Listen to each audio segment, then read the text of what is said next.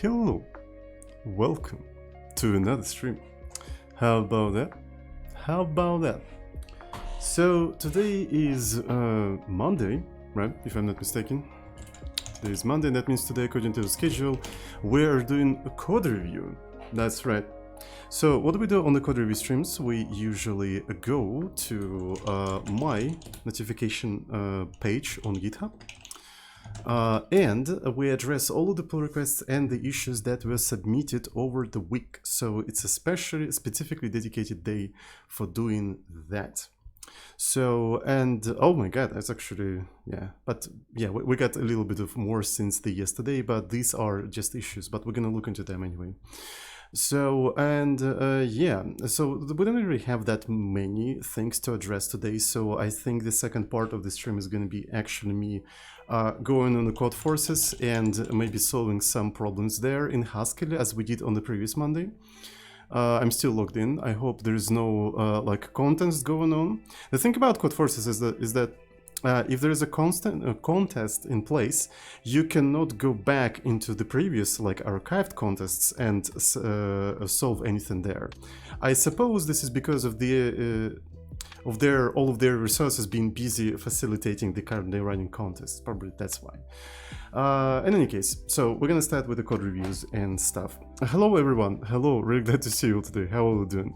Hello Ice Cold Witch, hello Kolumbetka, Ivanhoe, Cozy White Bear, Mr. Botka, Amikovi, Cozy White Bear, Ivanhoe, Kolumbetka, John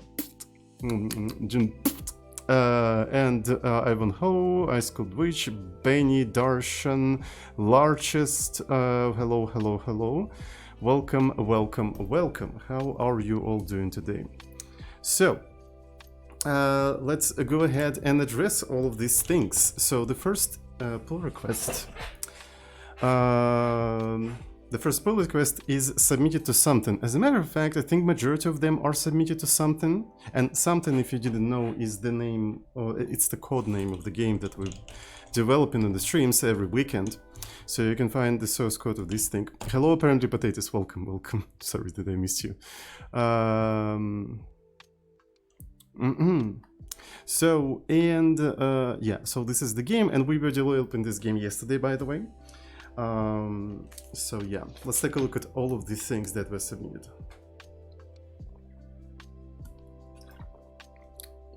God damn it. Hello, Coppercasted. Hello, hello, welcome. How are you doing? Oh, by the way, just a quick announcement. I think I'm gonna announce that one more time when we have a peak of viewers, but I created a second YouTube channel specifically for archiving Twitch VODs. You can find it here. So if you want to follow my Twitch streams, but you don't like Twitch interface to watch the previous VODs, you can actually subscribe to this channel. And all of the VODs are going to be uploaded there after I finish streaming. So I know that Twitch is not really convenient for watching previous VODs, so it's way more convenient to do that on YouTube. So yeah, that's pretty much it. So the yesterday's vote is already there, so and today's vote is going to be there as well. I'm going to try to organize all of the things into the playlists, like different topics and stuff like that.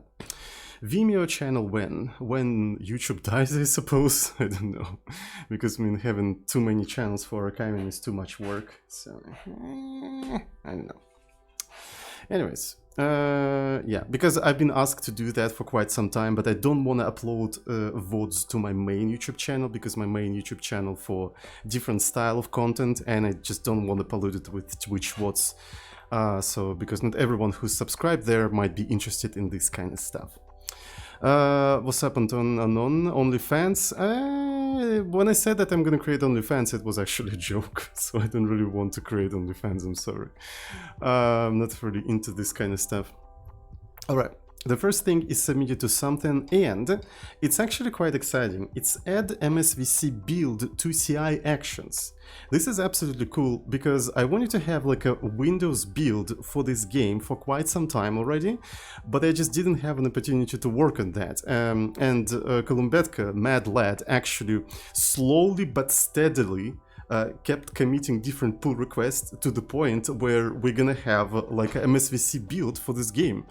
So it's not only going to be buildable by a WSL, right, which is the Windows subsystem for Linux or something. I don't really know how it's translated, but it's also buildable by MSVC, you know, the classic, you know, C++ development experience on Windows.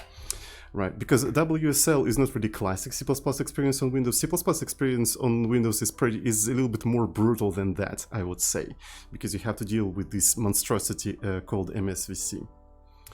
Patreon, maybe we do have a Patreon, but Patreon is reserved for people who are interested in my YouTube videos and stuff like that. You can check out my main YouTube channel where I usually make videos, but I don't really do them anymore, but I plan to go back to that.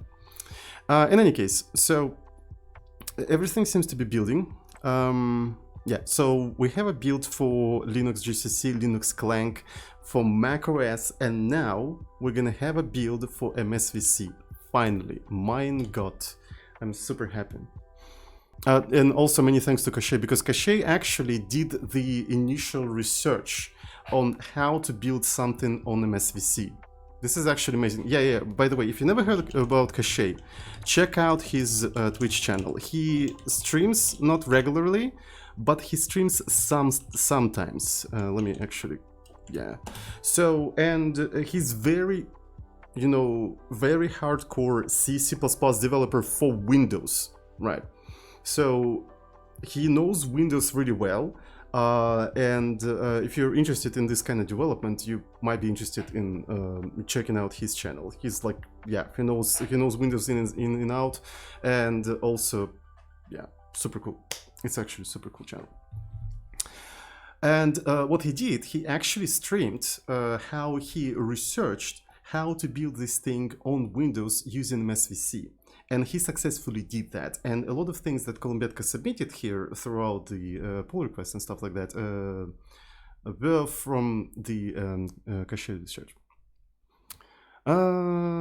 Did I actually spell his name incorrectly? I'm sorry. Wait a second. Oh, I think I'm sorry. I think I spelled his name incorrectly. Wait a second. Oh God.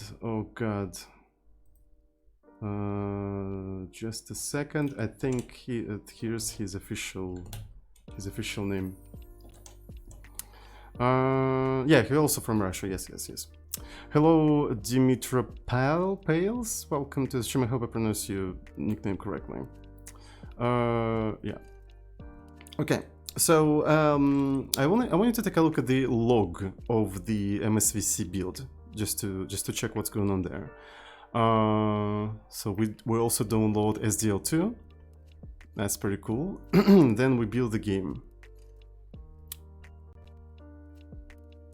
This is very interesting. I wonder why that happens, and I wonder why that doesn't crash the build or something. This is really strange. So there's a fatal error, but there is no crash. Huh. Alright, so maybe we need to rerun the jobs. Is it possible? Cache ignored that the reason was... okay. Oh, let me actually rerun all of the jobs just in case, and I hope it's gonna rerun them on the latest changes, because we had latest changes recently. So, yeah. You ignore that error. I wonder why. He probably knows something about MSVC that we don't. And maybe that error is not that important. Which is kind of strange. But at the same time, Microsoft, am I right? So it's actually quite common in Microsoft products to have errors that you're supposed to ignore. Windows wants OBG. Ah, that makes sense. That actually makes sense. Alright, so, and the Windows build actually seems to be pretty fast. I really like that. So we're already just building the whole game. Just compiling everything, generating code.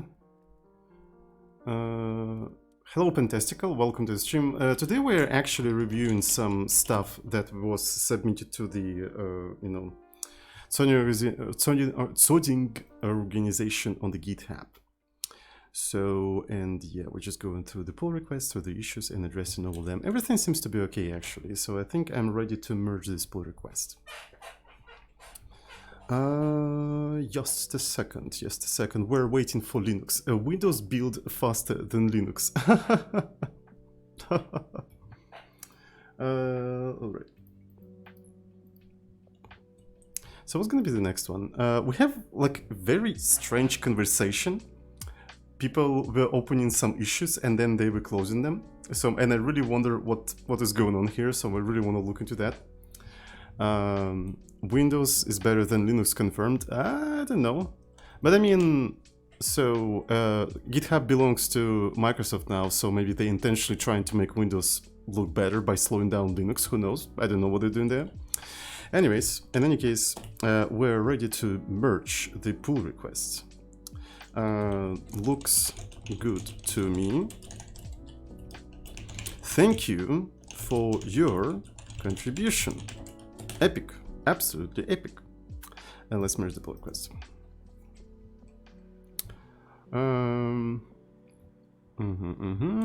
Seems good to me. So, next one. So the next one is a closed issue. Like I didn't even have an opportunity to check it out, so I don't know what it's all about. So again, it's something. It's the game that we've developed for quite some time. Add pop-up in setup debug mode. So and then you just closed it.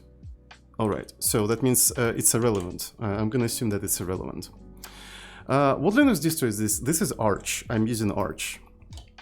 All right. No visual indication of step debug. Okay, so you created an issue and completely remove that. All right, the next one.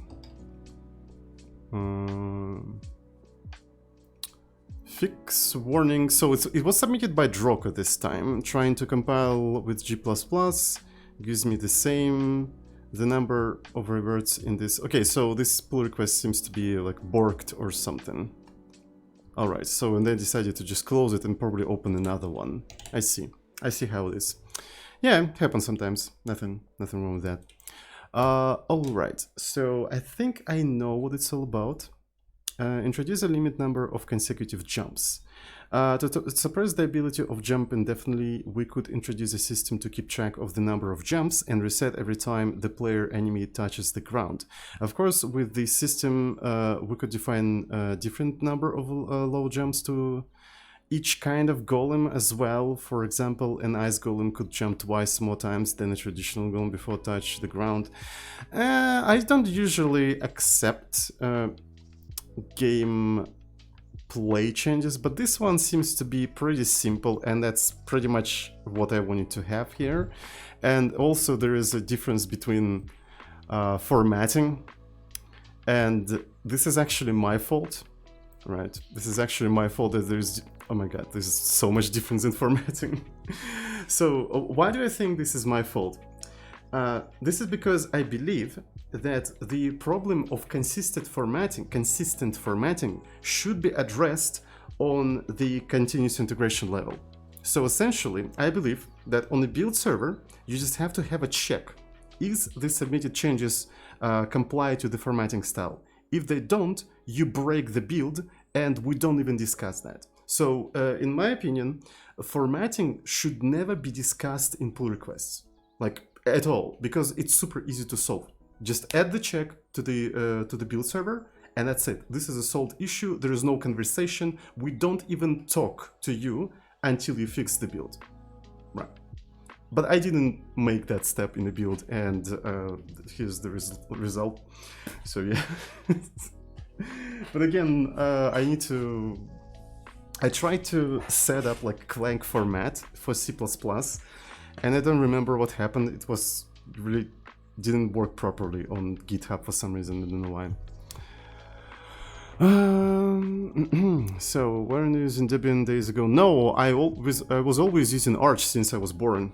Why do you think it's my fault? Lying down and entering explaining mode. Let me get some popcorn. What? Alright. So, let's take a look at what exactly we're solving here, right? Let's take a look at what exactly we're solving here. So it's gonna be git branch, and I'm gonna do git fetch. Let me actually adjust my mic. It's a little bit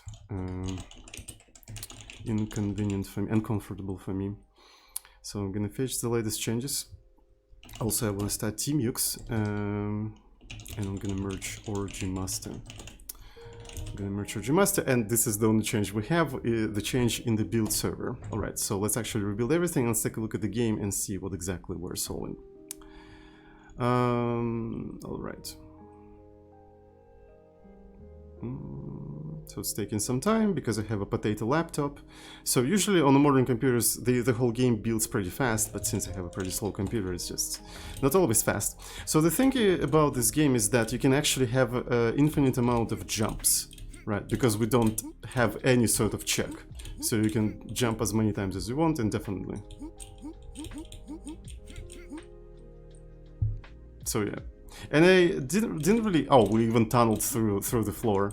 We tunneled through the floor, and I wanted to fix that, but I didn't really give it that much of a priority because it wasn't not that important.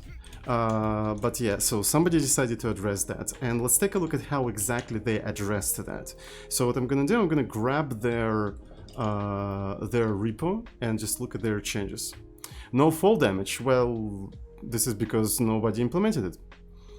Maybe at some point we're gonna have a fall damage, but I don't really want to have fall damage because I want the game to be like very dynamic and stuff like that, and I think the fall damage is only gonna distract from the main fun of the game.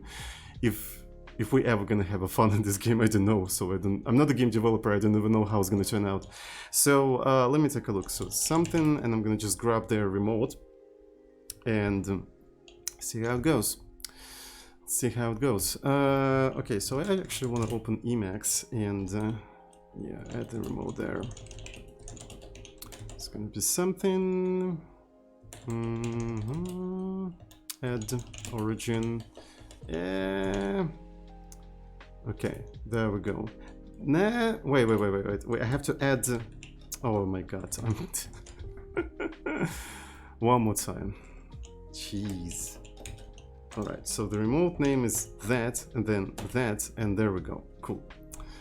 Now, let me find their branch that they're submitted here. So the branch is called limit jumps. So here it is. So let me check out that branch, and let me rebuild everything.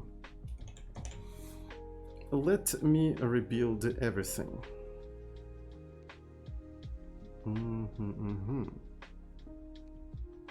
I'm not really sure why I'm rebuilding like release as well, but maybe it makes sense because the release is slightly different than the debug. All right. Okay.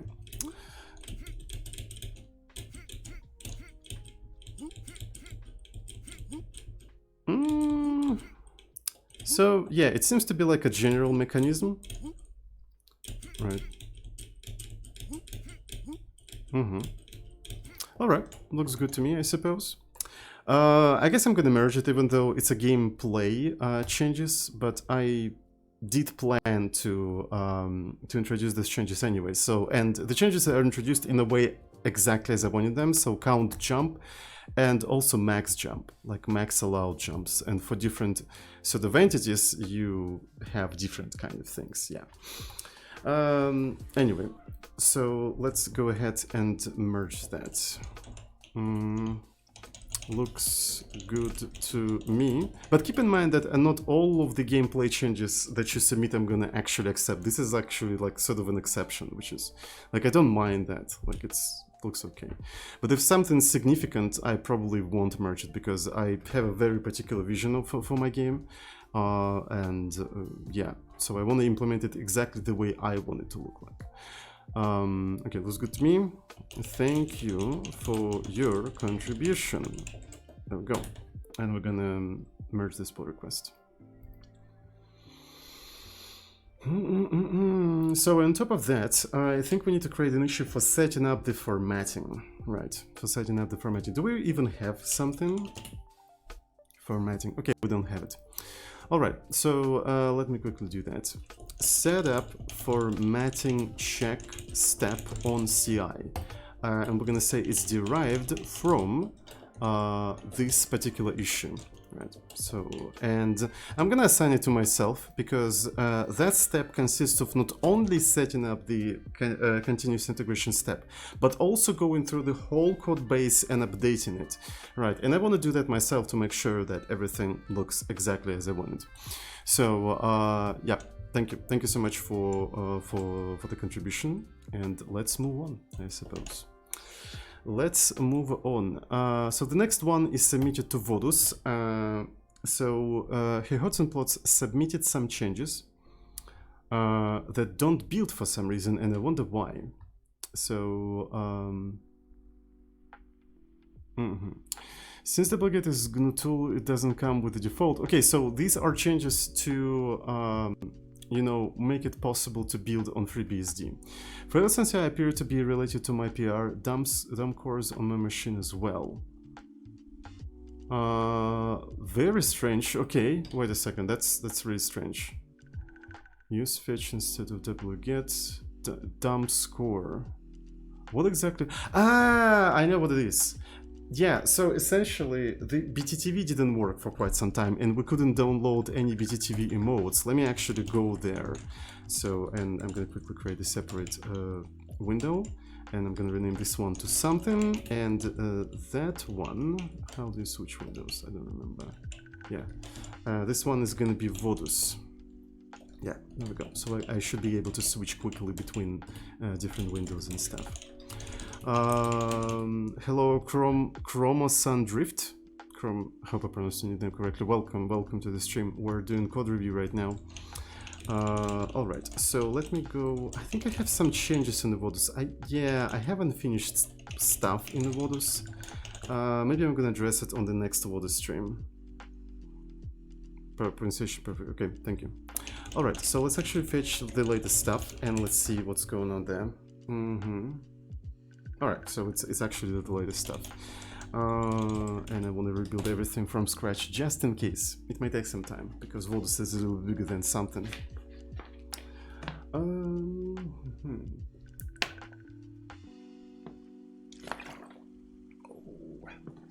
right. What was that? Tea is boiling. Is it? It's not 100 yet, so it's not boiling yet. Code review across all projects? Yeah, so essentially Monday is a special day where I go through all of the pull requests and issues submitted to the Tsoding organization, and not only, also to my personal account throughout the week, and I just address them on the stream. So it's a special, like a dedicated day for that. Is it true you're in fact a real-life Russian? What? A real-life Russian? Yeah, I live in Russia right now. I'm in the middle of Siberian forest. I don't really understand what you're talking about. It's not like I'm acting to be like it's not like I'm fake Russian. Like I'm an actual Russian. There's even a dash cam. Yes, that's what it is. It's a dash cam. So essentially, some time ago we had a problem with the emote downloader. Let me take a look at the source code of the emote downloader and see if it downloads BTTV. I need to find main, I suppose. Where's the main? Yeah, there we go. So this won't work. It still doesn't work. Oh shit, this is very interesting. Did they change the API or something? Oh fuck. Alright. So this is still a problem. So that means maybe it's something on my side and maybe BTTV has changed their API. I will have to look into that a little bit later. Alright, so it's nice to know. Okay. So let's actually put a comment there explaining the situation. So the failure is related to BTTV, to downloading emotes and Emacs. Fucking reflex it. My fingers typed Emacs instead of emotes. Jesus Christ. I mean, they both start with EM, but I mean, that happens sometimes that you have reflexes to type specific word, and you type one word instead of another one. It's kind of funny. Seems 1020 means access denied. Really? Huh. Is the failure caused by BTTV changes? Wait a second, it might be not BTTV, it might be the Cloudflare. But for example, BTTV emotes on the chat arena, they do work here, so not quite sure. Maybe you have to be authorized or something. In any case, we'll have to investigate that. And it seems to be like something related to our... I think we did the fucky wucky here. The failure is related to downloading BTTV emotes.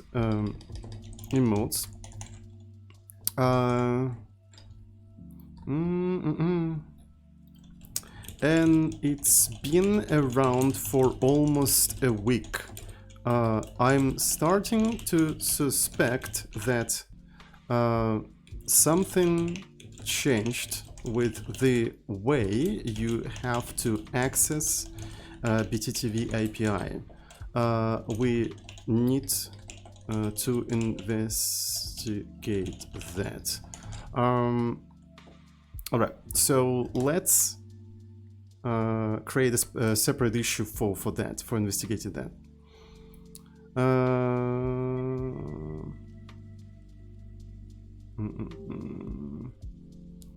All right. So a new issue, and let me see. Emote downloader fails on downloading BTTV emotes. There we go.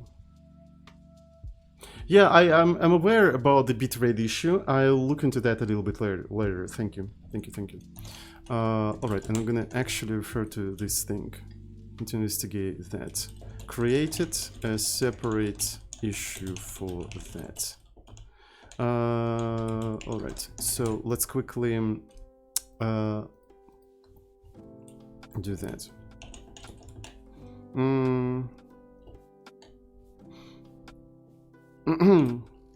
I'm gonna merge your pull request anyway. Looks good to me. Thank you for your contribution. Do you ever think that Russia is spying on you? What? That's a really strange question. Alright, let's merge this thing, and there we go. This thing has been officially merged. There we go, and yeah, so we have a separate thing, and I'm gonna look into that a little bit later. So what is the next issue? Stop all enemies in debug mode. Okay, so this is another one for something. So, and I think I know what it's all about. Yeah. If you enter debug mode while enemy is moving towards you, he will continue to move in the direction forever. Yes, exactly. So here's the thing about something. So we have a debug mode, right? A special debug mode. So when you enter the debug mode, there you have a little bit of information here, which is kind of not used anymore. So maybe I'm going to remove it at some point. And also you have these things here. I think I have an old version of something, so let me actually go to master and fetch the latest stuff. Fetch prune origin. There we go.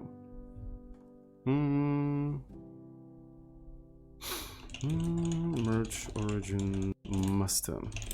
Git branch, and I want to git branch delete limit jumps. There we go. So let's rebuild everything from scratch because this is the latest changes.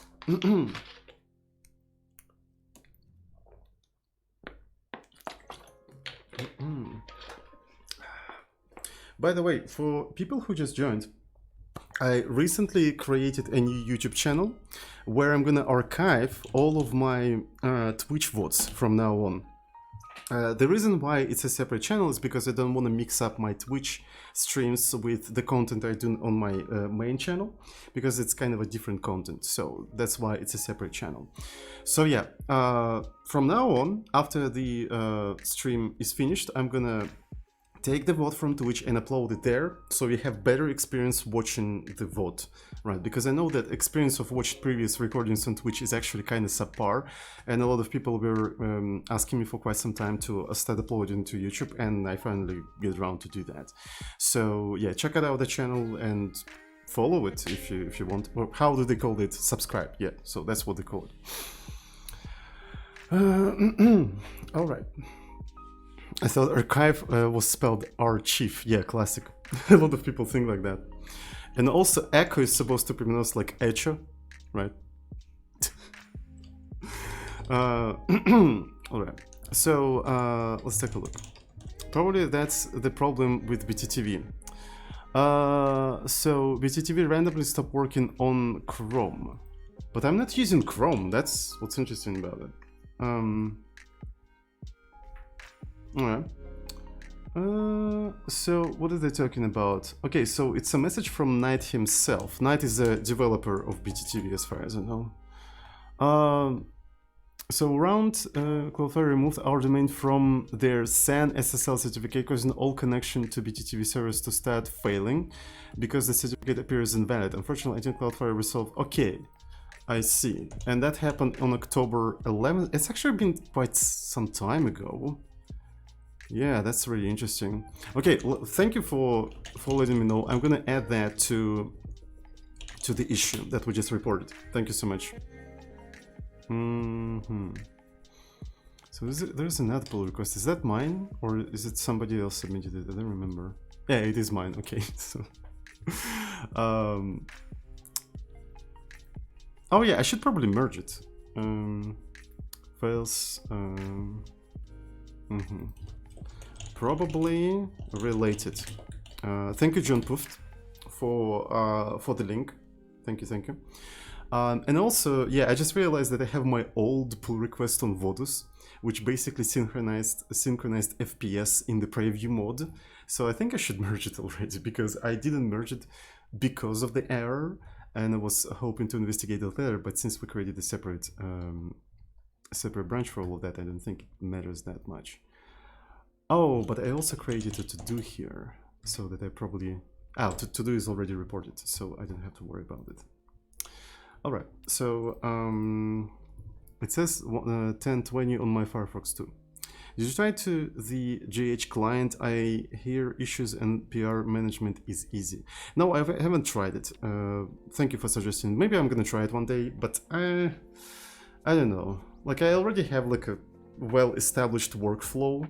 And for me, just trying another thing means actually restructuring my workflow, and it's like additional time I have to spend. I don't really want to do that, so. But I will check it out. Thank you so much. All right.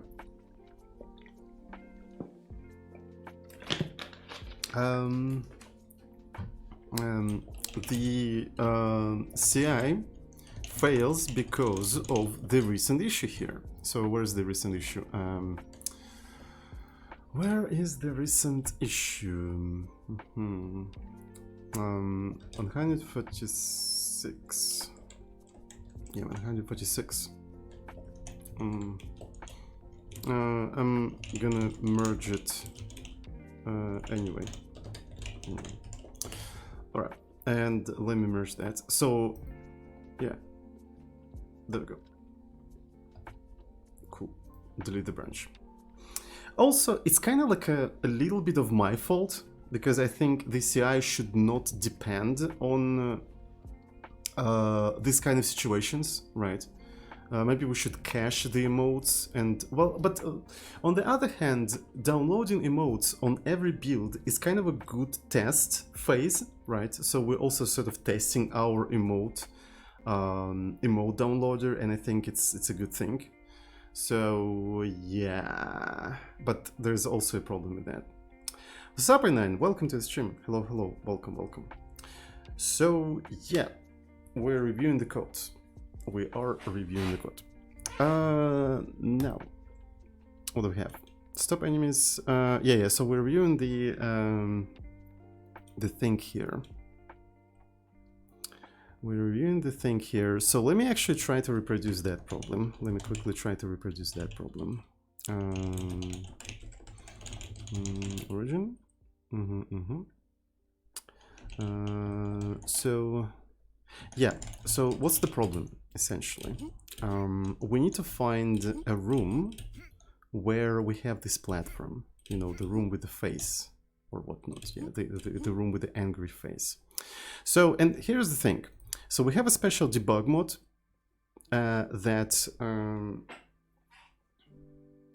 that shows additional information and stuff like that. And in debug mode, you can create enemies, right? You can create enemies. And notice how they don't attack you. This is because in the debug mode, the AI of the enemy is disabled. But once you disable the debug mode, the AI of the enemy will be activated. So, yeah. So it is needed, so when I create enemies, they won't attack you right away. Hello Thresh5, welcome to the stream. So that's the reason why they don't do that. But there is a very interesting problem here. Like how in traditional deep learning you calculate values from forward pass by doing matrix multiplication and some other weird things. Meanwhile, I just do maps everywhere. Yeah, it's true. I remember doing that when I was implementing a neural network in Haskell some time ago. Yeah, I think I actually did all of that by multiplying the matrices. So it was actually some time ago. But yeah, I implemented a very dumb neural network that can calculate XOR of two numbers. And I think I used the linear algebra for representing weights and biases, and then yeah, so I used H matrix. I think that's what I used here. H matrix. Yeah, I used this one. I'm not sure if it's even maintained, but it basically enables you with efficient matrix multiplication. So yeah. But I guess you can simply ignore that and just implement that in a slower manner. But with matrices, it's just a little bit faster, I think. Well, at least it enables a faster implementations of this kind of stuff. All right. So, but here's the problem. Here's the problem that Kolumbetka tried to solve. I mean, he properly solved it. If you are in the debug mode, right? You disable debug mode. Well, that didn't really work well. Yeah. So essentially, if you quickly enable and disable it, right? Quickly enable, disable it, the enemy will continue going, right? It will continue going and then fall over the edge. So yeah, and that's a problem. I actually knew about this problem, but I didn't consider that to be a critical problem. That's why I didn't solve it right away. So I just put it on the back burner, and I'm super glad that Kolumbetka finally addressed that problem. So essentially what we need to do here, right, is just go through all of the enemies, all of the alive enemies, and just stop them all, right? Should be pretty straightforward to implement. I just couldn't be bothered to do that. Thank you so much for finally addressing that. So let's actually test how all of that works. So where am I? I'm in something, and let's fetch all the stuff. God damn, looking at the N Haskell actually brought back so much memory. I want to kind of go back to this project and try to continue implementing the neural network in Haskell. That was super fun. It's completely based on the 3 Blue 1 Brown video about neural networks. So yeah, I still didn't implement the back propagation. I mean, my solution isn't that slow, definitely faster than trying to do matrix multiplication in Racket. Yeah, I can imagine. Yeah, I can imagine that on Racket it will be super slow. And a decent linear algebra library in Racket will be probably a wrapper around like BLAS or, you know, LAPACK or something like that. To be fair, Any usable linear algebra library in any language would be probably a wrapper around BLAS or LAPACK. Let's be honest. So yeah. All right. So let me see. So Columbetka. Okay, stop. Oh, I think I have to fetch everything. Yeah, let's actually fetch everything.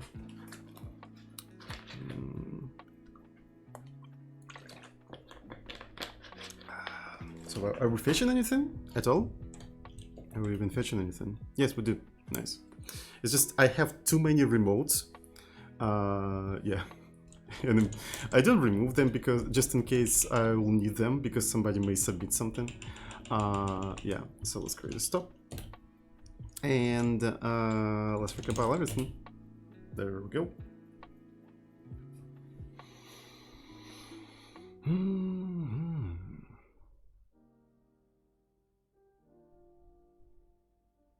Should be pretty straightforward, but I still like to check things just in case.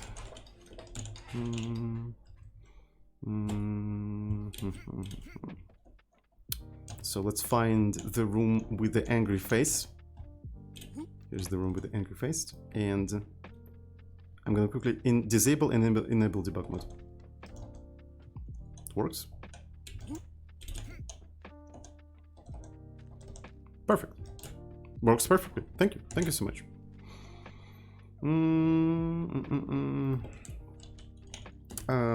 Looks good to me. Thank you for your contribution. Absolutely fucking epic. Merge the pull request. Yes. The next one.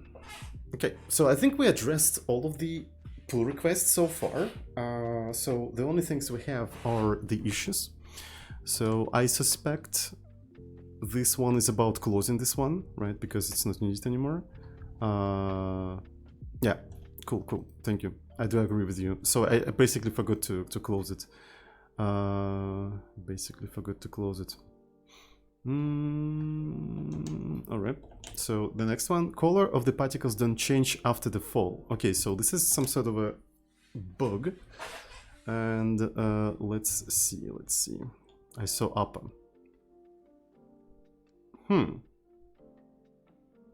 That's very interesting. Okay, do we have a project here? Do I have a Kanban? Okay, so I'm gonna prepare that for the stream. I'm gonna schedule it for the stream, I suppose. Appoint that. Assign. I don't know. I'm trying to come up with a good verb for that. But yeah, thank you so much. That's actually super cool. We need more bug reports, more information.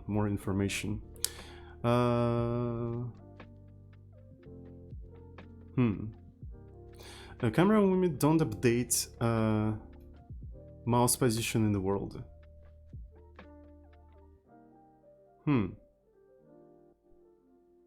Interesting. But should it? Alright, I'm not sure about this one. It's kind of intentional, to be fair. So yeah, it's sort of intentional, but I'm not really sure what you mean. What do you expect? Oh yeah, I see what you... Actually, a little bit better like demonstration of this problem would be in the debug mode. You can clearly see that the position is not updated because we're using position here to represent this thing, right? So you constantly have to move your mouse to update this thing. Okay, so I now see what exactly you meant here. So I think it's a pretty good candidate for the stream, and let me assign that for the stream as well. So I'm gonna go to the board and I'm gonna put them into the scheduled. Mutual ads, anti-ad block, as well as some streamers have contrast about them having to run ads. I don't know what is going on. I'm out of the loop. What is going on? Do we have some ad controversy or of some sort?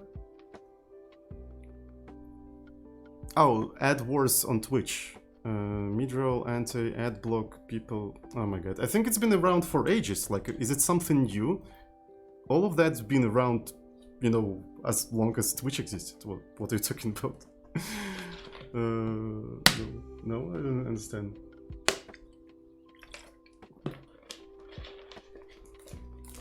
I don't know. I don't know, man. I don't know. People like to make drama out of everything. True.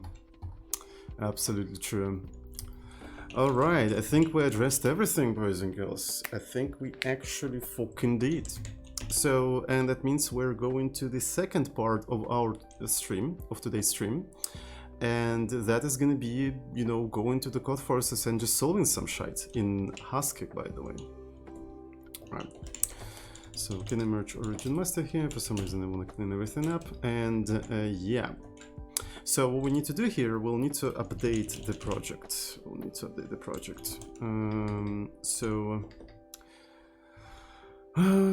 Okay. Today we are solving simple programming problems in Haskell. And we're gonna actually do that on Tsod forces. For those who doesn't know, here's the website. I'm gonna give you this thing here. Got him.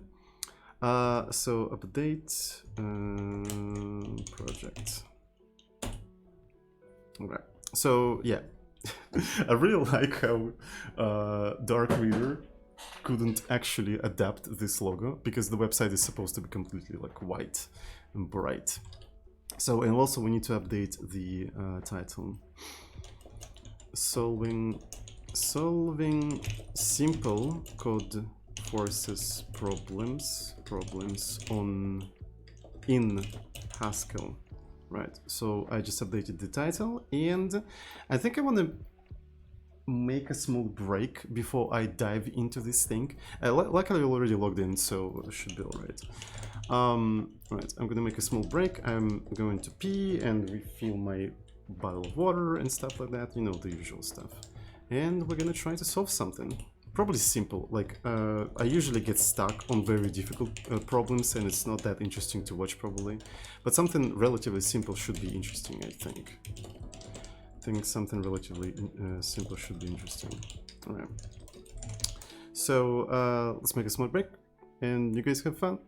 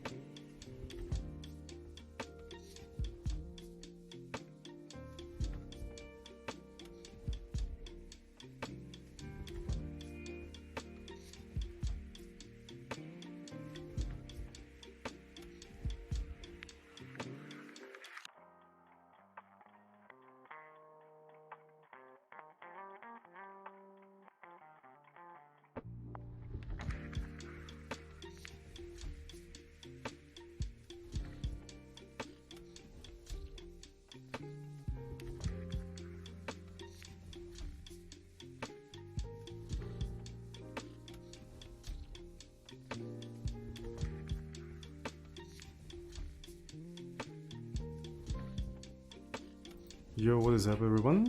Good Duke, hello, welcome, Good Duke. So, yep, we're just on time, and yeah, so the first part of the stream is over, and let's go to code forces and try to find something interesting. So, let's take a look at the contests.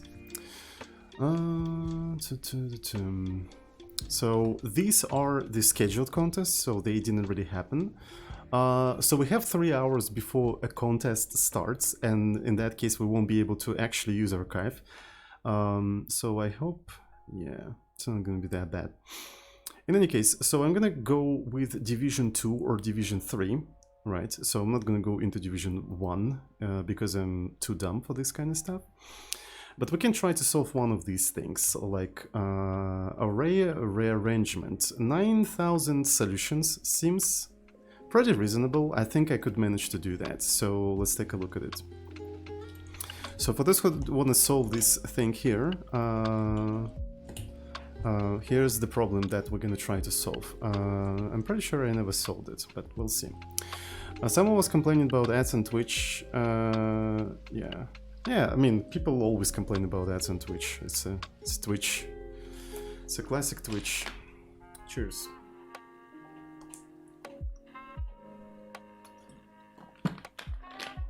Alright, so what do we have here? You're given two arrays A and B. Each consists of n positive integers and an integer x. So integer x is a separate thing that we are given, I suppose. Please determine if one can rearrange the element of B so that A plus B less or equal than x holds for each. Okay, that's very interesting.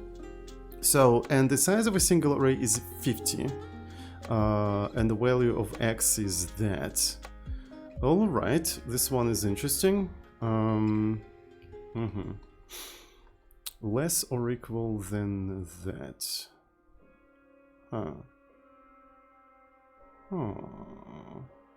Okay, so let's actually start solving this thing. I suppose it's gonna be contests. So forces and 1, 4, 5. 4, 4, 5 is gonna be A. There we go. And it's gonna be Haskell, of course. It's gonna be Haskell. So and so what do we have here as an input? We have n and x, right? Here's n and x, and a couple of arrays. That's what we have. So essentially, to solve a single case, right? To solve a single case, we'll need the k.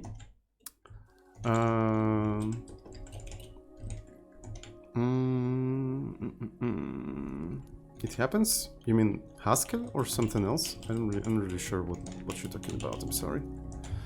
And what we're gonna have here is probably an answer to the question whether you can rearrange things like that or not.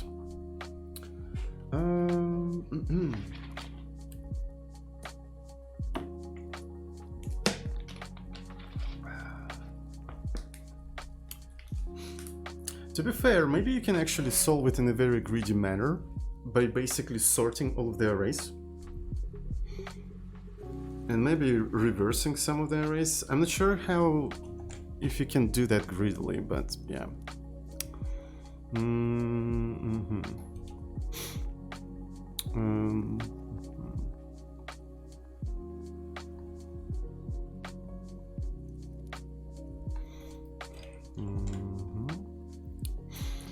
So let's take a look at this case. So here's the first case, I suppose. It's gonna be like this. Solve case.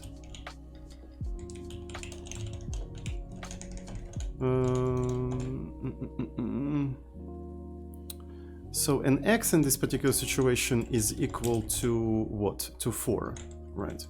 And how we can rearrange everything? Obviously, if we try to just sum up all the numbers right now, we're gonna get 2, then 3, and then 5. So, and 5 is already is already bigger than 4, so we'll have to rearrange that somehow. And what's funny is that they're already sorted, right?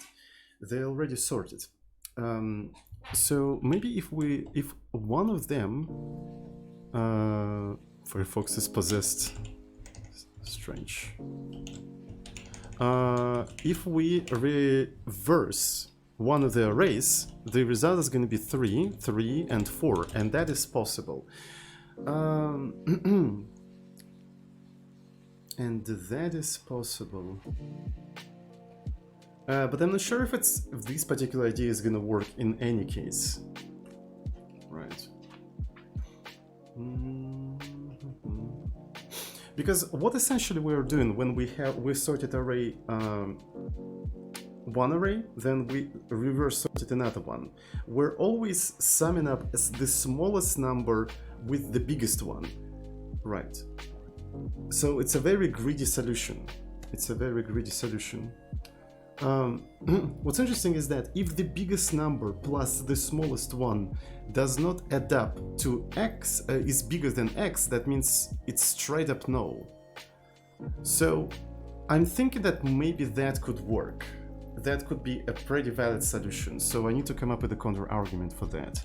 So yeah, but I'm kind of intuitively feel it should be like that, but I don't know why. Well, I kind of also know why, but right. Okay, so this one is 4. This one is going to be 4. X is 4, and for this one, if you just sum everything up, it's going to be 2, 4, and 6, and it's already bigger. There is no reason to even go even any further. I wonder if I can reverse words for a particular region, so I can reverse a region. Yeah, a reverse region only reverses the lines, but it doesn't reverse the words. I wonder if there is a way to do that in Emacs. Emacs reverse words. Let's see. It's actually very interesting, because that would be super convenient. Oh, you have to have this special thing here. So essentially, what they do, okay, yeah. They take the string, the line, they split it into lines, and then they use the thing that reverses the lines. Yeah, so, well, I mean, it makes sense, I suppose. Well, I mean, they just use a function reverse, I suppose. So, so the one that accepts the thing here, the list, and it just reverses that list. So that's what they're using there.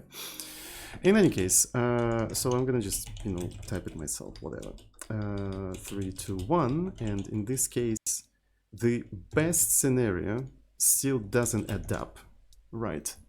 And that is no as well. That is no as well.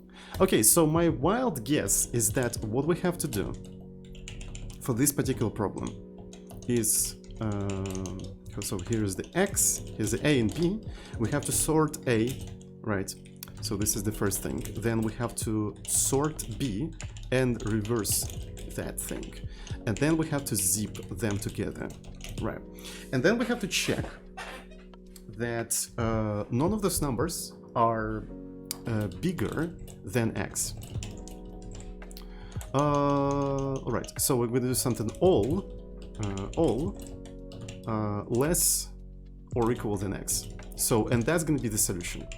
So, yeah, we'll see how it goes. We'll see how it goes. I'm going to try to compile it and just go through a couple of test cases. So maybe we can even code those test cases somewhere. Why is Chad dead? I don't know. Chat, tell me. Why are you dead? Why are you dead? We are not dead. I see. Alright. So maybe everyone is just post-champing my solution. Because I like to be dead. Bruh. Same. It's Monday. Everyone's working. Everyone's watching from their office. I see. I see. So they don't wanna, expose themselves. Yes, we will steal your solution, Tsoding. Yeah.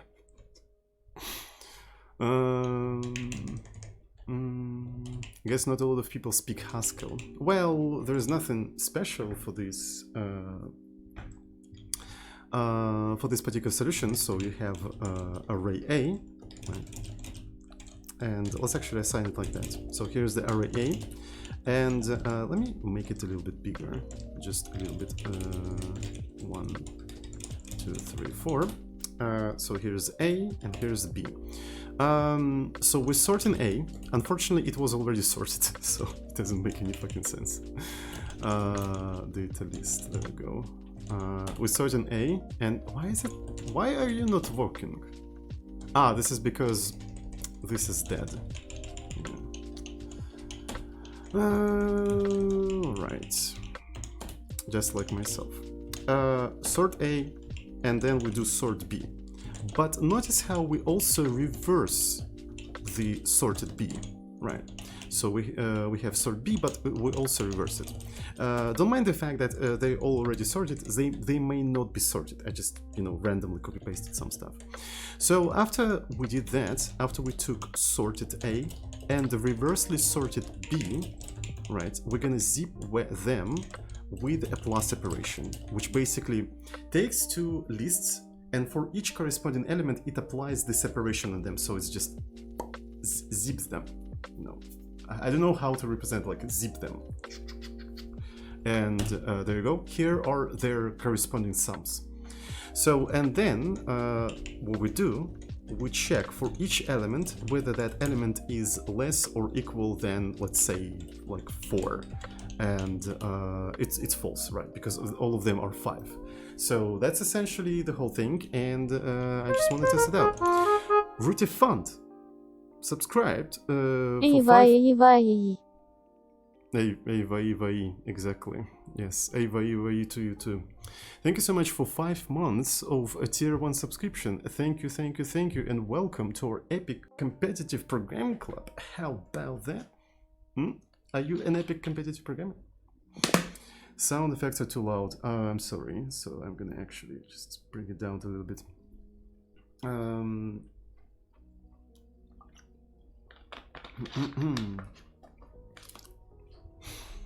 All right, so let's continue.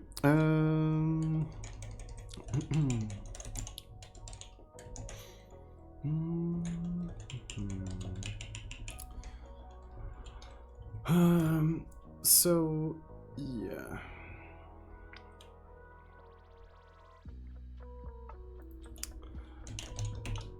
Let's actually go ahead and implement the final solution. So I'm gonna try to read the first line. It's gonna be get line.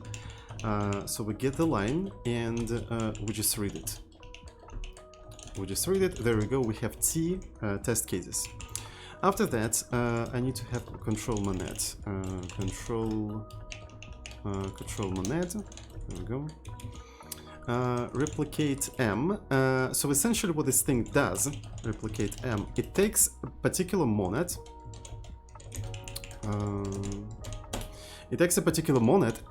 And a number and replicates that monad several times. So it's kind of difficult to tell what exactly is going on there, but if you apply, for example, replicate 5 to just 69, you will get just 69 5 times.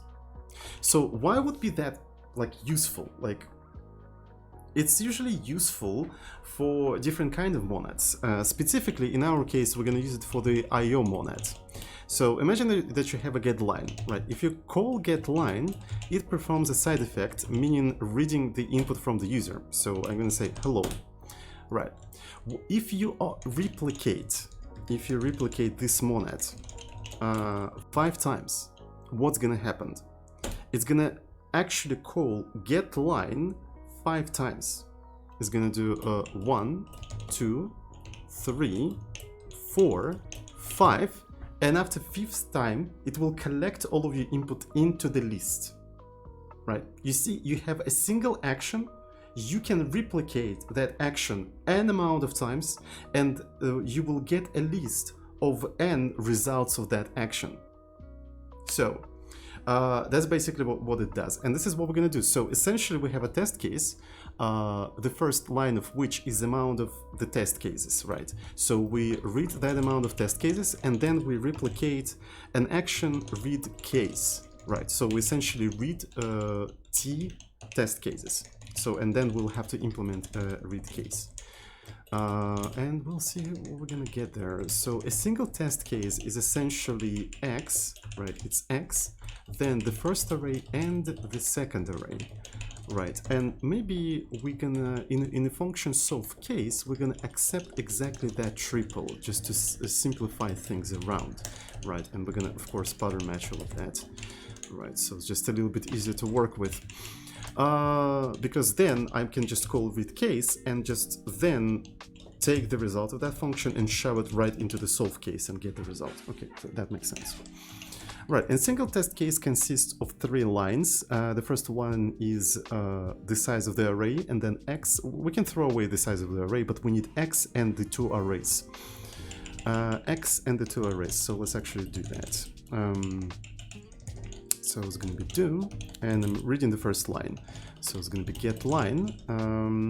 What I need to do here, I need to split everything by words, right? And I want to convert each individual word into a number, I suppose. So I'm going to do something like read. So essentially, if you have a string 5, 6, right, and you want to actually extract those numbers, right, what you need to do, you need to split everything by words, and for each individual word, you will have to call read, right, and read has to be of the type from string to integer, and that didn't really work. So, oh my god. So you need to hint what kind of type you expect from this thing, right? So you can do that by summing it up. Why it didn't work? I'm sorry, I'm an idiot, chat. I'm an idiot. I supposed to use dollar instead of dot here, right? There is a huge difference between dollar and the dot. I like that to install Visual Studio, you have to first install the installer. Well, it's a very enterprise solution. Yeah. So, yeah. So I'm supposed to use this thing here, and then I can hint the type like this. And yeah, there you go. So this is how we can, you know, parse things in Haskell. So, and this is exactly what I'm going to do here. So the first thing is going to be n, and the second thing is going to be x, and this is how I will extract this particular case here, right? So, and we don't really need n, right? We don't really need n. And we only need x. The next step is going to be reading a. Reading a is super straightforward. You literally do the same thing. Actually, yeah, you really do the same thing, because you just need to read a line, split it by words, and convert each individual word to a number. And we're going to do that the same for b. After we read all of the parts of the test case, we can simply return x, a, and b, and here is our test case that we then can put into the solve case, and solve case will answer us yes or no.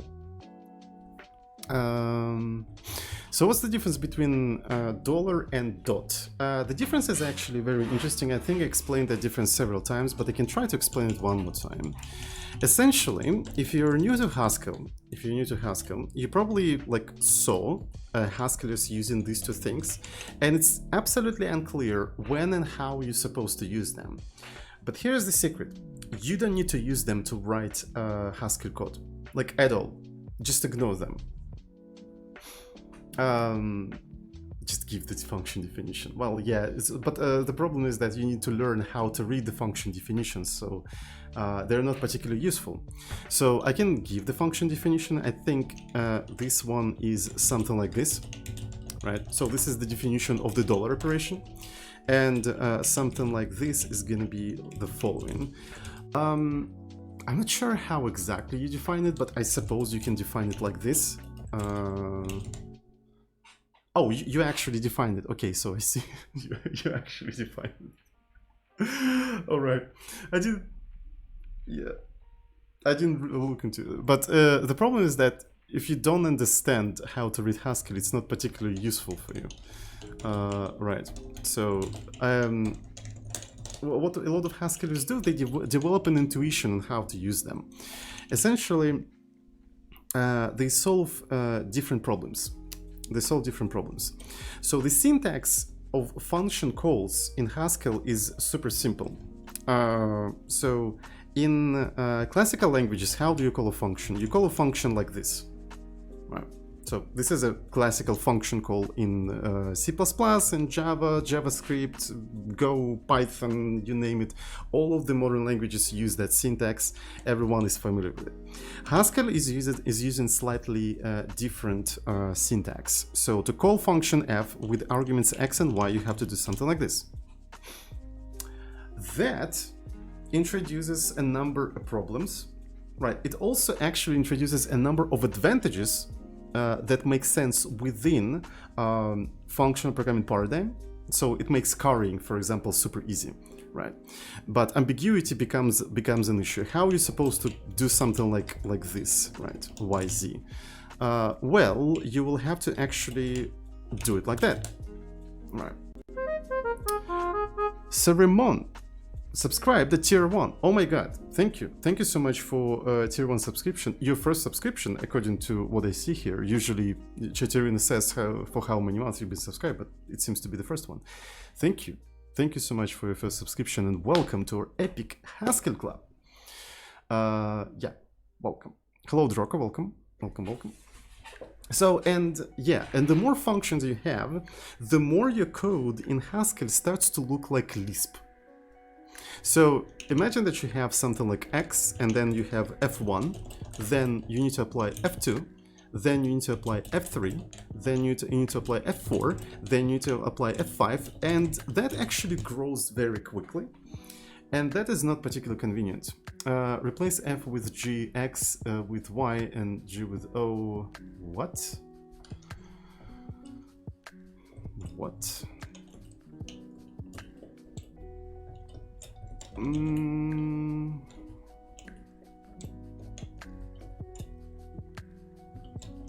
Is it going to be something?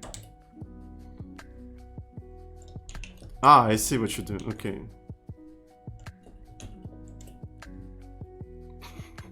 What are you doing? All right. So I didn't understand what you're trying to tell me. I'm sorry. I think I'm stupid. So this is a problem, right? This is a problem, and this particular problem is usually solved using the dollar operator, right?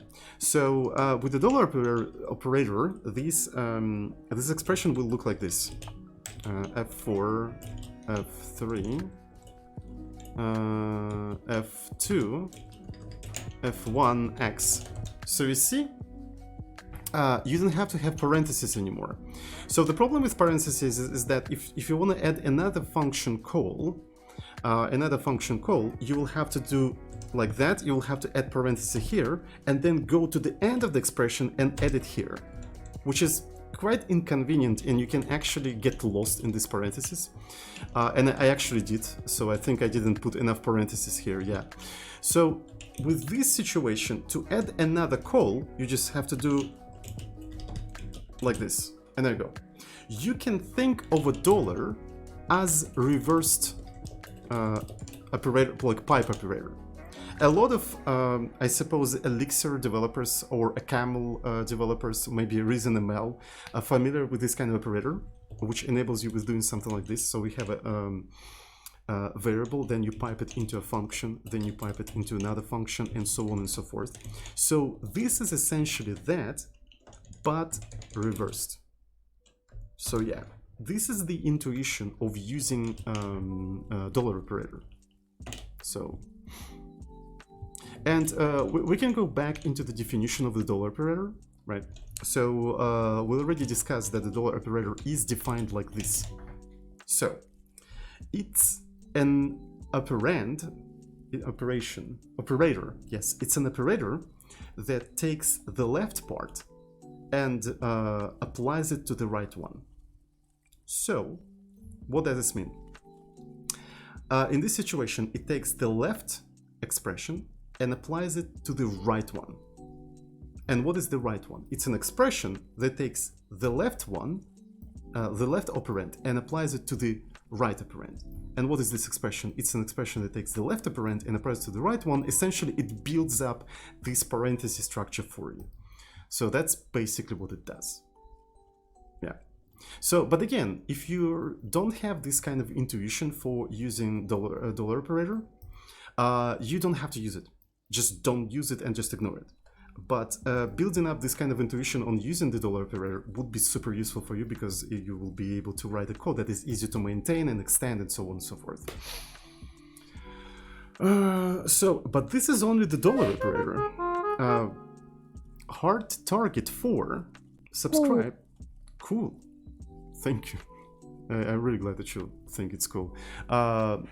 Thank you for 2 months of Twitch Prime subscription. Thank you, thank you, thank you, and welcome to our epic functional programming club. How about that? How about that? So this is a dollar operator. The dot operator is slightly different, and it solves absolutely different problem, as a matter of fact. So you will probably, if you're a new Haskell developer, you will probably need this operator way less than the dollar operator, right? So what dollar operator does, it's like literally mathematical composition of functions, right? It's a mathematical composition of functions. So the easiest way to explain that would be maybe with JavaScript code. So let's actually switch to JS2 mode, and I'm going to show you. So dot is essentially a function. You would call such function compose, right? And it takes two other functions. So in what it does, it constructs a new function that takes the first one, the second one, and sort of composes them together. You see? You see what it does? And the result of that is the function. Is the compose higher order function? Well, yeah, it's not only higher order function. Well, yeah, it's to compose higher order function. So this is basically what it does. So I don't know, like I cannot provide you like with a good example off the top of my head. But yeah, usually it's useful with maps. So maybe you can have some sort of a function and you can map it. And maybe you have two functions that you want to apply sequentially to each individual element here. And you can do it by doing something like this.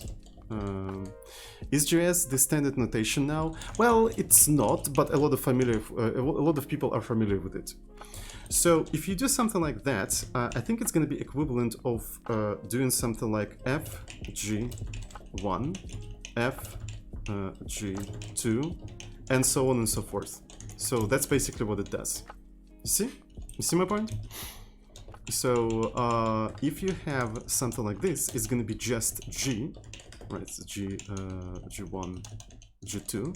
If you do compose g, is going to be like this. So that's basically what it does. And in Haskell, it would be something like this. Right. All right. So let me try different things here. In Haskell, we can try to see that in Haskell. Let's generate a list. Right, here's the list, and we can map a list. How can you map a list? You can actually add one to each individual element there. So yeah. But what if after adding one to each individual element of the list, you want to actually multiply the element by 2? Well, you take a function that multiplies it by 2 and you compose it with the function that adds 1. And there you go, it works. So essentially what it does, first thing it does, it increments it by 1 and then multiplies by 2. And you can actually stack up as many of these functions as you want. You then can divide by 3 if you want to. And there you go. So you can just stack them up. Partial application. Doesn't Racket have partial application? I think there was like a package for that. I mean, I think there was something. Nope. Okay, I see. All right. So that's pretty much the difference between like dollars and dots. They're kind of different things, but they're also related to each other. Yeah. Exactly, and I don't like it. I see. Yeah, I don't remember. Like the problem with Lisp is that partial application is very like ugly in any Lisp. I think the only Lisp that sort of came up with an idea of making partial application less ugly is Clojure with their thread operator. I think this is the only known way so far to make sort of partialish application look more bearable. So yeah, let me see. So I know that we have that thing in Emacs Lisp now. Actually, I think we do. So let me find out. Yeah, I do. So let me find -el. It's literally called -.el. Yeah, here it is. You can check it out. But I think they make it like a part of the Emacs recently, but a lot of packages depend on that. So essentially what you can do here is you can have a number, then you can do something like this and it adds it together.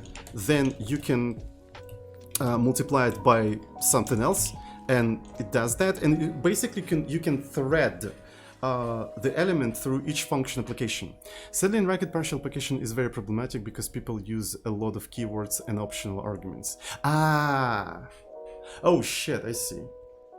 Yeah, that may actually not really play well with the thread operator.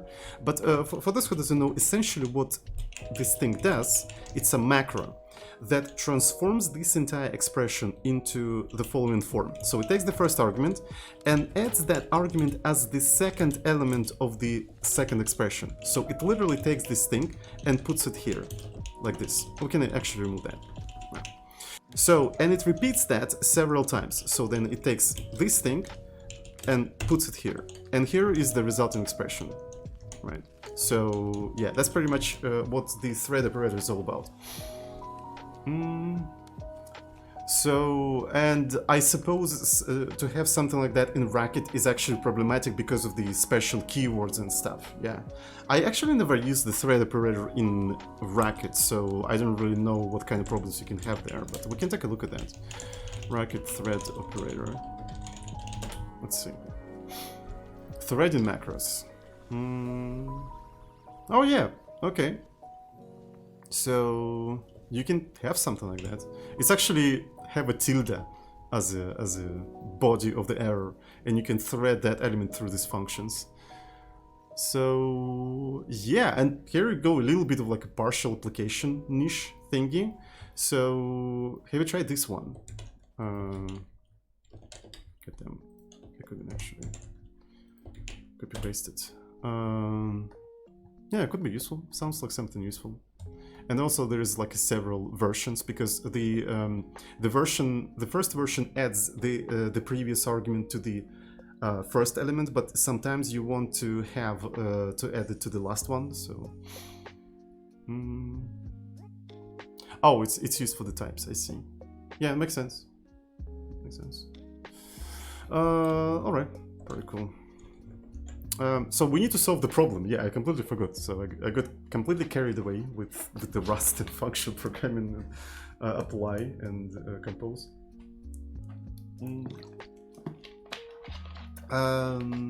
Backshading again, yeah. Which shape of arrow we have to use for threading?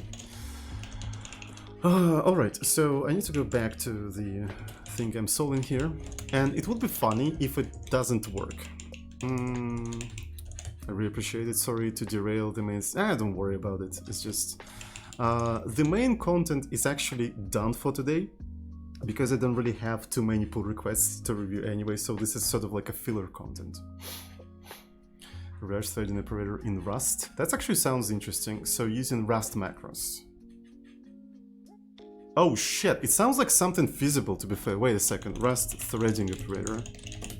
It actually sounds like something feasible. If I understand the Rust macros correctly. Oh shit. It should be possible. Oh my god. So maybe something is gonna look like arrow, like this, and then you're gonna have the argument, and then another function, right? And then another one. And essentially what this thing is gonna do is gonna take this thing and put it as this argument here, and then take this thing and put it here. So that's actually very interesting. Have you tried that? But good luck to implement. Yeah, I can imagine that's gonna be a huge pain in the ass to do that. Yeah, but sounds interesting actually. Sounds like an interesting challenge. Okay, so here we go. We're reading test cases. Let me actually try to read a single test case. All of that compiles. Read case. And what do we have as a test case actually? So just a reminder, we're solving this problem, right? So yeah, by the way, for some reason there is no HTTPS here. Panapudi, welcome to the stream.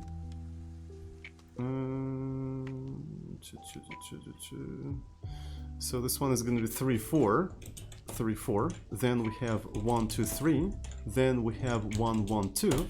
And as you can see, it got parsed as a test case perfectly. There we go. So now we have cases. So we save them here. And what we want to do here, we want to map each individual case here with solve case. And what we get here is a list of booleans. And we need to transform every true into yes and every no, every false into no. It should be actually pretty straightforward. So we can actually wrap that into a lambda. So here's the single case. We solve that case, and if it's true, then this is going to be yes, and otherwise it's going to be null, right? So, and this is what we have here. And afterwards, maybe we actually need to print all of that. Yeah, so we can just basically go ahead and do put strln and put strln. To be fair, can we do put strln here like that? Looks very cursed, but at the same time super convenient. Pipes pings from me to the Mr. Streamer. Why are you pinging me? Hello. So, and we should be able to do that by using map-m, I think. Let's see if it's going to compile. It is in fact compiling. Solve Tsoding. Thank you for solving me. I really appreciate that.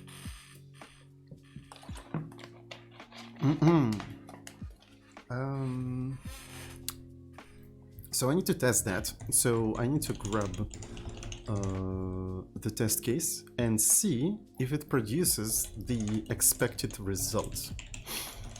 So how we're going to do that? We're going to run ghc main hs, and we're going to redirect this thing there. And let's see if it's going to produce the expected result. So it's taking some time. Error pattern match failure to do expression. I didn't expect that. I mean, if it compiles, it works. But what the hell? Oh shit! Each test case are separated by blank. Why? Why would you separate it by a blank line? Nobody asked for that. I mean, it's not that difficult to. Oh my god! So the only thing we have to do here, we have to do get line. But is it gonna have like a new line at the end of the last test case? It could be actually pretty painful, to be fair, but let's give it a try. For fuck's sake! Are you fucking serious? They added this new line. So basically it fails because you need to skip this thing. But since there's no new line at the last one, you cannot just add get line here. No, actually that sounds like it. Yeah, so the actual challenge here is to parse the input, not to check something. Hello Aiden Wales, by the way, welcome to the stream. Hello. Get fucking damn it. But you know what? I think I can actually circumvent all of that, I have a pretty cool idea. In Haskell, you have a function called interleave, right? It's interpreted I keep forgetting how it's called, but essentially it allows you to inject the things between the elements of the strings. Yeah, just wrap it and try. Well, I mean, it's not gonna work in Haskell, unfortunately. I wish it did, but yeah, boy. So data list, intersperse. Okay, so imagine that you have a bunch of words: foo, bar, buzz. Right. So, and we want to actually intersperse. How is it called? Intersperse with string with comma, right? And then concatenate everything. So as you can see, I joined each individual word with a comma. So it's a very useful function. It can intersperse like special elements, exception. I'm not sure if it actually throws an exception, because there's like different kinds of errors in Haskell, and I'm not sure if it's gonna work there, but well, literally just try. I mean, yeah, sure, I could do that, but I think it does throw exception in this particular situation, yes.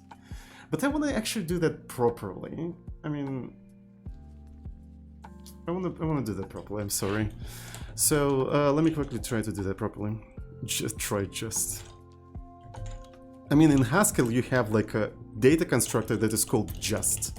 So you can have just 5, just, you know, get a house or something. So, and yeah, and the type of this thing is maybe, actually. So yeah, the type of this thing is maybe.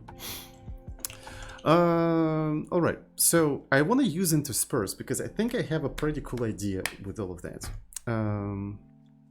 So it's maybe get a house. Yeah, it's maybe get a house. Not just get a house, but maybe. It's essentially option. Yes, that's what it is. It's essentially option.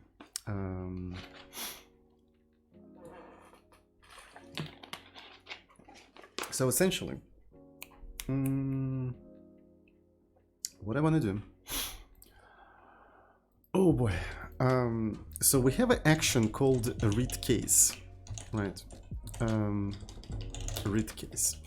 Yeah, by the way, if you have from 1 to 5, why is it data is string? Maybe because we have overloaded strings enabled in the REPL, right? So because as far as I know, the type infer tries to come up with the most abstract type, and if overloaded strings are enabled, so the most abstract type for the string literal is going to be something that implements is string interface. So that's my hypothesis, but I don't know for sure. Write your own lang to write parser commutators to solve the problem. Yes, that sounds like a good idea. Thank you so much. So why do I want to use intersperse here? Intersperse, right. It injects the elements, the element between the elements of the list. And look how it doesn't add the element after the last one. Very similarly to the new lines here. So intersperse does a thing that in practice very similar to what we have here. But how can we actually exploit intersperse here? Right. So we have an action read case, which reads a single case. So what I want to do here, I want to replicate this read case like n times. So let's actually say 5, or maybe yeah, let's say 5 read case. And what you're gonna end up with, you're gonna end up with the list of actions read case. Right, you're gonna end up with list of action read case. The next thing I want to do, I want to intersperse them with get line. And that didn't fucking work. Oh shit, okay.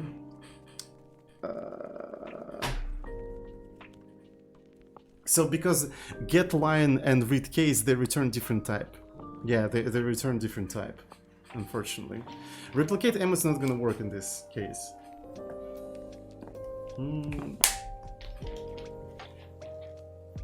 Oh shit. It's just not gonna work.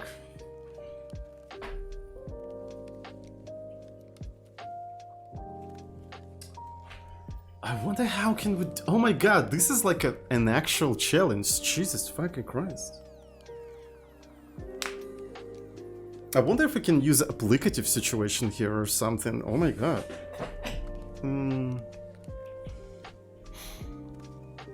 So, because you can do something like read case, then something like this. Oh shit. Parsing input harder than the actual problem. Yeah, in Haskell, but I think in something like C it will be super easy. Who even designed this challenge? I don't know, but if they just didn't add this line, it would have been so much easier to parse. Like, just magnitudes easier to parse. Yeah. Contain monet contains intersperse M. Oh, intersperse M sounds like actually super cool. Let me check it out. I didn't know that thing exists.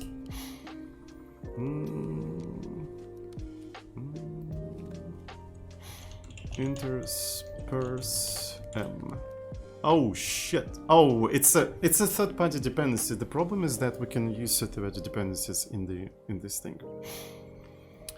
The Haskell file type HS means hate self, because you have to hate just... Oh, okay.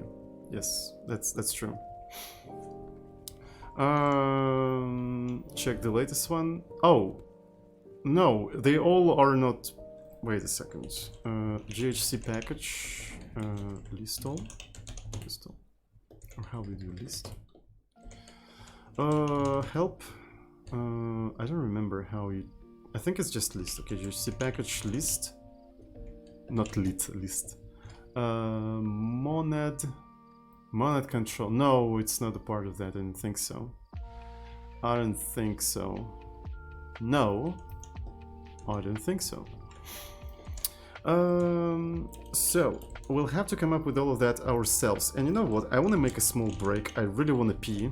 I've been explaining all sorts of functional programming concepts for quite some time, so I need a break. So let's make a small break. Maybe I'm gonna use a text mode because... So, how big of a break I'm gonna make? I'm gonna make like 3 minutes break, I think. I think 3 minutes is gonna be alright for everyone.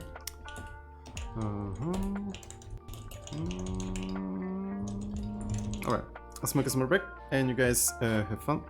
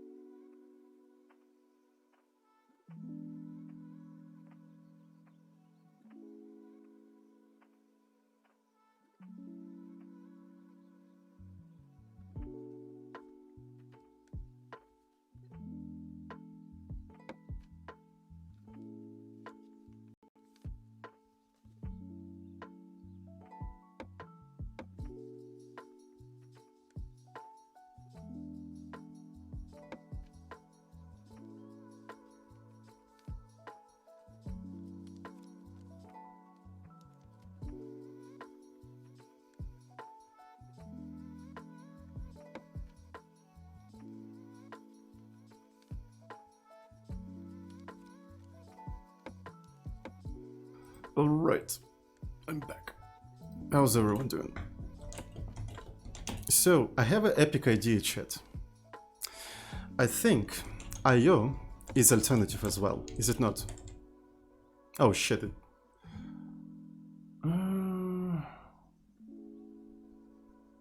Yeah. Okay. Let's take a look at the thing. So this thing is applicative, and what do we have for applicatives? Applicative. So in applicative we have these kind of operations. All right. This is very interesting. So essentially, what I can do here, I can read the case. Then I can use the applicative sequence separator, and then I can do get line, but instead of sequence separator, I can use this operator that ignores the type of the previous one, and I can still use a read case. And here I can do replicate m, where t is -1. So, and okay, so in the REPL, I'll have to do something like 5, and let's take a look at the type of this thing. And it doesn't compile because variable is not in the scope. Replicate. Couldn't match. Okay, I didn't fully apply. Yeah, okay, so that means here I will have to do the last thing where I will do something like this. Okay, that actually fucking worked. I don't know, like, to explain what I just did, I need to make like an entire YouTube video. So do we have anybody who understands what I did here, by the way? I just used applicatives, and they worked. So that's kind of cool, I suppose. So I think the explanation can be found in my JSON parsing video.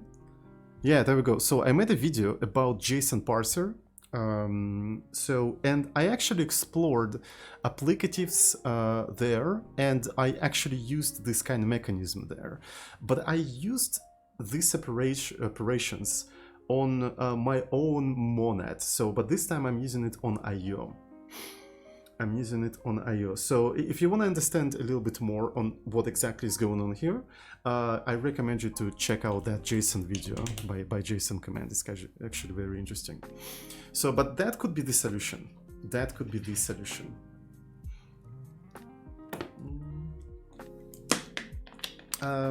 So we can take a look at what exactly is going on here. So first we can take a look at these two operators, right? So imagine that you have two actions, something like get line, right, which takes a line, you provide the line and returns you a line. So if you sequence these two operations together, right, with a special operation, like a combination here, this is what you will get. So essentially what this construction does, it performs first action, remembers the result, performs the second action, remembers the result, and applies this function to these two results. And this is the result here. So you see, I called this action, so I provided two lines, and I got a tuple of these two lines. So this is essentially what is going on here. What's interesting is that there's another operator that looks like this. Right. So you can, for example, get line, and then get a line yet again. So it's sort of like this operation, but with this part missing. So you see here, this part, this small part here, is missing. And this indicates that the result of this action is going to be ignored. Look, hello, world, but we got world. We provided two lines, but we got only word. If you do something like this, you will get the first one, right? So you can basically combine actions, right? A sequence actions. But if you do that with this operator, you can choose which result to ignore. And this is exactly what I did here. So essentially there is a special action which performs get line and then read case, but it ignores get line. And the result of the whole thing is the case, is the test case. Then we replicate this entire thing t-1 times, and then we sequence this entire thing with the first case like that. And that's why all of that works. That's why all of that works. So that's exactly what we need to do here. Yeah, so let's actually try to apply that here. We actually have to do that here. So, but there is one thing we have to be careful. T doesn't have to be, must be greater or equal than 1. Yeah, and it is actually greater than equal than 1, but yeah. Overall, here is the final result. Here is the final result. And, okay, so something doesn't really compile here. I'm not sure why. So what does it say? Ambiguous type arising from... Oh, yeah. So it has to be something like this. T-1, I'm sorry. All right, so now if I try to run this entire thing, it will work. You see, it actually worked. So it did yes, yes, and then no, no. And this is exactly what we expected here. Yes, yes, and no, no. So you can basically do all of that without any exceptions. You just have to know how applicative works. And again, you can watch that exclamation mark JSON video. It's pretty big because it was a recording of a stream, but if you're interested in Haskell, I think it will give you a lot of interesting insights into this language. So, all right, so here's the full solution. Let's try to submit that. I actually have my doubts on if it's gonna work or not, but since it's the simplest problem, so it might actually work. It might actually work. So, yeah. Let's just put it here and let's just submit that. So, pause jump, accept. I solved it.